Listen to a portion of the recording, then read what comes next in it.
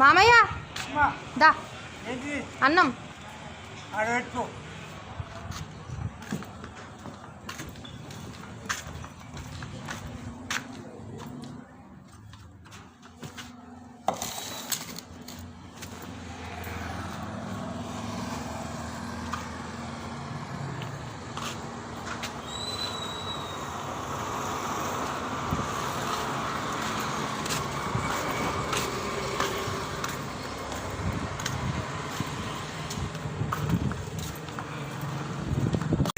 4 ఏళ్ళు ఇట్లా పెట్టినా కాబట్టే మండిపోయిందనమాట.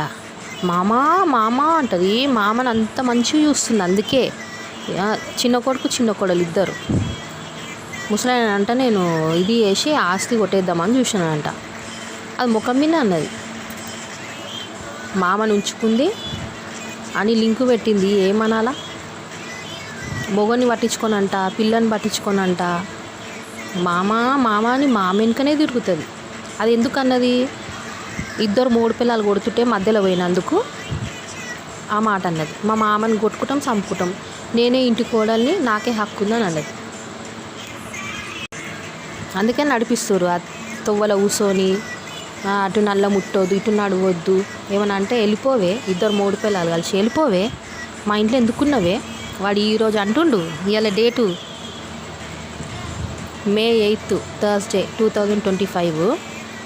అడు అంటుండు మధ్యాహ్నము, మా ఇంట్లో ఎందుకున్నవే వెళ్ళిపో అంటే దారిలో ఇట్లనే కూర్చుంటారు. ఎందుకు ఇట్లా దారిలో పోకుండా ఇది చేస్తారు అని అడిగితే తప్పు వచ్చింది.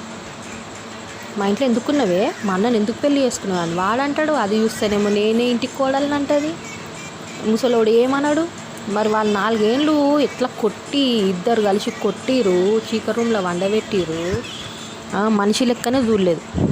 ఏమైనా అన్నం పెట్టకుండా ఇంట్లోకి వెళ్ళి వెళ్ళగొడితే మేము కిరాయిల పంట వండుకుంటా కూడా మంచిగా పెట్టిన అన్నం పెట్టి బట్టలు విండి మంచిగా చూస్తే కూడా ముసలాయనకి ఇంత కూడా ఇదైతలేదు. ఏమనంటే కొట్టని, నా చిన్న కొడుకే నాకు ఇది, చిన్న కోడలు కొట్టినా నాకేం బాధలేదు అని అంటుండు. ఇక వాళ్ళని వెనక కేసుకొస్తుంటే వాళ్ళు అట్లా చేయకపోతే ఇంకెట్లా చేస్తారు?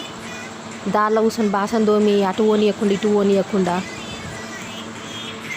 పిల్లని కూడా ఓరుస్తలేరు. ఏమనాలా? చిన్న పాపను కూడా ఇట్లా ఎంతమంది నిలగొడతారు? ఇప్పటికే 2 ఆడోళ్ళని నిలగొట్టారు. ఆయన ఒంటరిని వేసేసి ఇదంతా మేమే తీసుకుందామని చూస్తారు 3 పిల్లలు.